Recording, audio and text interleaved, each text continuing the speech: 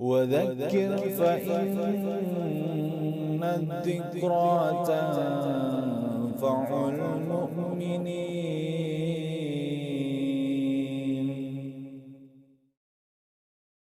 An Walid Abi Malik al-Asy'a'i radhiyallahu anhu qala sami'tu Rasulullah sallallahu alaihi wasallam yaqul man qala la ilaha illallah wa kafara bimma yu'badu min dunillah haruma maluhu wa damuhu wa hisabuhu 'ala Allah. Rawahu Muslim wa Ahmad wa sanaduhu sahih. Dari bapaknya Abu Malik al-Asy'a'i radhiyallahu an berkata, aku pernah mendengar Rasulullah sallallahu alaihi wasallam bersabda, barang siapa berkata la ilaha illallah dan mengkufuri apa-apa yang disembah selain Allah, maka haramlah harta dan darahnya dan hisabnya terserah kepada Allah.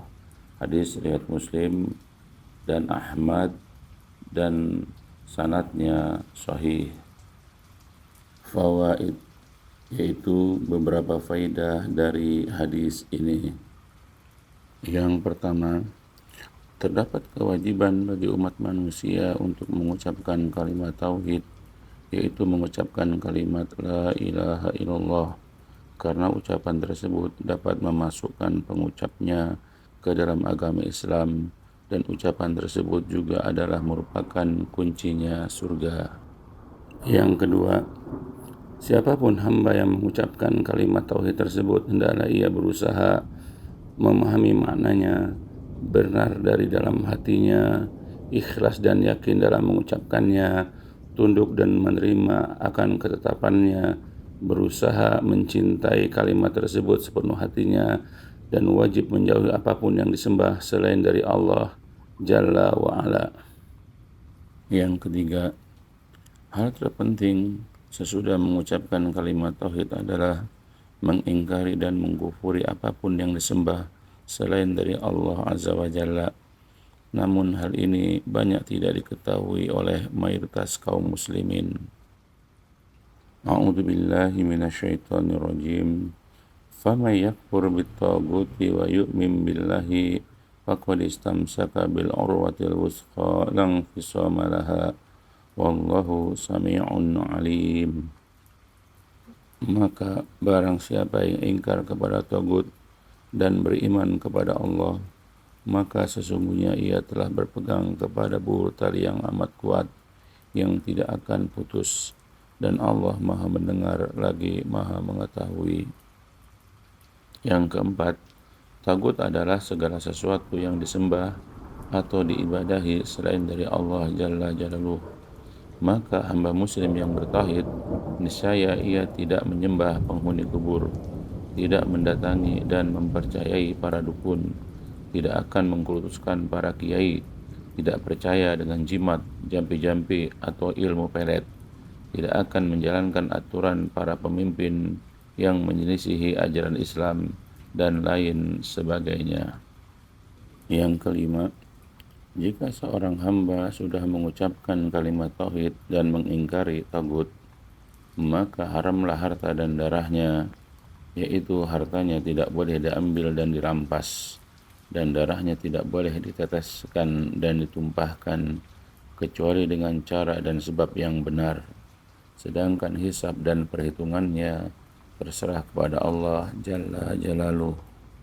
Yang keenam, wajib dipahami bahwa tidaklah cukup dengan mengucapkan kalimat la ilaha illallah, namun juga harus diiringi dengan kewajiban lain, yaitu mengingkari segala sesuatu yang disembah atau diibadahi selain dari Allah Azza wa Jalla. Sebab jika kita masih beribadah kepada sesuatu atau seseorang selain darinya, maka kalimat tauhid tersebut telah rusak dan batal.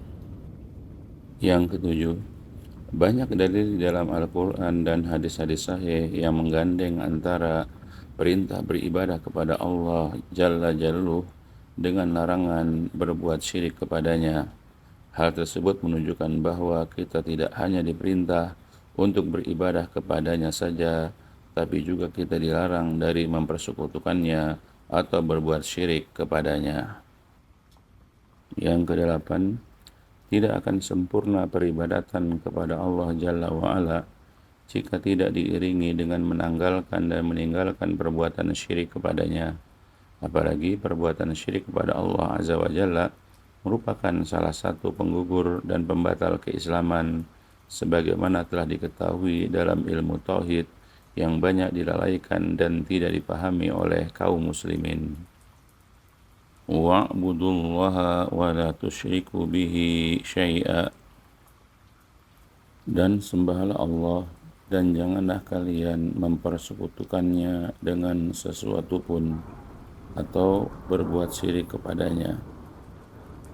An Jabir radhiyallahu an qala atan nabiyya sallallahu alaihi wasallam rajulun faqala ya Rasulullah mal mujibatan faqala man mata la yusyriku billahi syai'an dakhala jannah wa man mata yusyriku billahi syai'an dakhala nar. Rawahu Muslim wal Bukhari wa Ahmad wa sanaduhu sahih. Dari Jabir radhiyallahu an berkata, pernah datang seorang lelaki kepada Nabi sallallahu alaihi wasallam, lalu ia berkata, wahai Rasulullah, apakah al-mujibatan itu?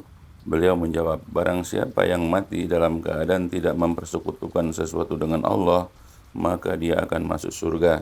Dan barang siapa yang mati dalam keadaan mempersekutukan sesuatu dengan Allah, maka dia akan masuk neraka.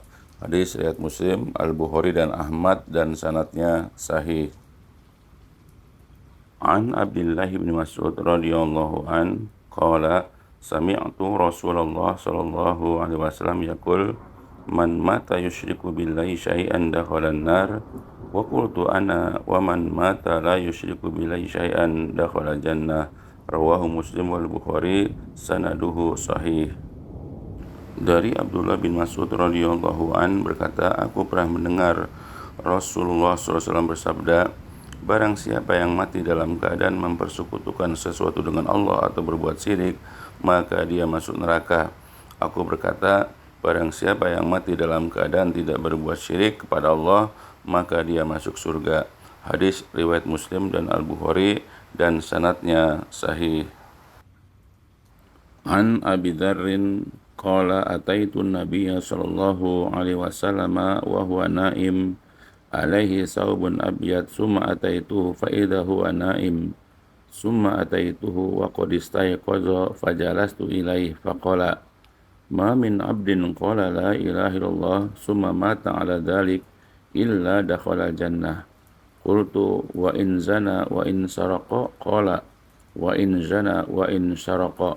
Qultu wa in zana wa in saraqa qala wa in zana wa in saraqa salasan. Summa qala fi rabi'ah ala ragmi an fi Abi Dzarrin qala fa kharaja Abu Dzarrin wa huwa yaqul wa in ragima anfu Abi Dzar. Rawahul Bukhari wa Muslim wa sanaduhu sahih. Dari Abu Dzar berkata, aku pernah mendatangi Nabi SAW yang saat itu sedang tidur dan beliau saat itu memakai baju putih. Kemudian saat aku mendatanginya lagi, beliau masih tidur. Kemudian ketika aku mendatanginya lagi, beliau telah bangun. Aku lantas duduk dengan menghadap ke arahnya. Beliau lantas bersabda, tidaklah seorang hamba mengatakan tidak ada sesembahan yang berhak disembah selain Allah, kemudian dia meninggal dengan berpegang teguh pada hal tersebut, melainkan dia pasti masuk surga. Aku bertanya, walaupun dia berzina dan mencuri? Beliau menjawab, walaupun dia berzina dan mencuri. Aku bertanya lagi, walaupun dia berzina dan mencuri? Beliau menjawab, walaupun dia berzina dan mencuri 3 kali. Kemudian pada kali keempatnya beliau berkata, meskipun Abu Dzar kurang puas. Perawi berkata, Abu Dzar pun keluar, sedangkan dia berkata, meskipun Abu Dzar kurang puas. Hadis riwayat Muslim dan Al-Bukhari, dan sanadnya sahih. Yang kesembilan, dalil-dalil tersebut menunjukkan bahwa setiap hamba berkewajiban untuk mengucapkan kalimat tauhid, yaitu kalimat la ilaha illallah, lalu berusaha untuk memberikan ibadah hanya kepada Allah Jalla Jallu semata, tidak kepada selainnya. kemudian diiringi dengan menanggalkan dan meninggalkan perbuatan syirik kepadanya.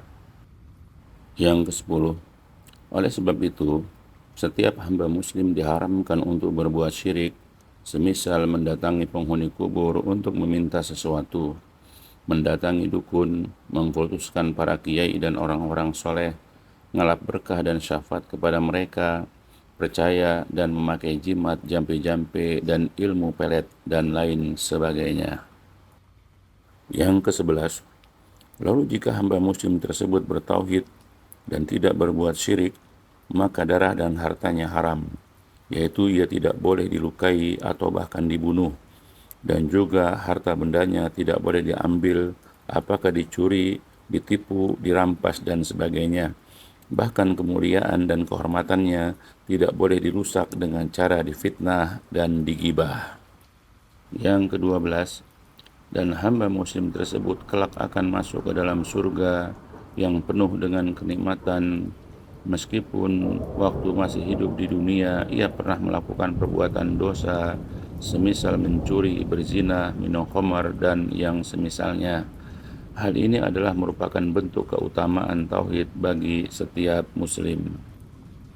Semoga Allah Jalla wa'ala senantiasa membimbing kita kepada akidah tauhid yang sahih dan juga memelihara kita dari perbuatan syirik sampai akhir kehidupan kita.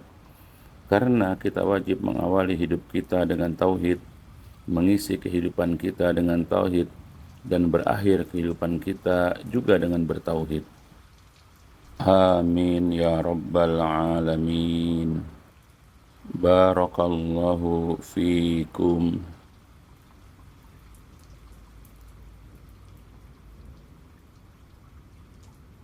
الدين النصيحة.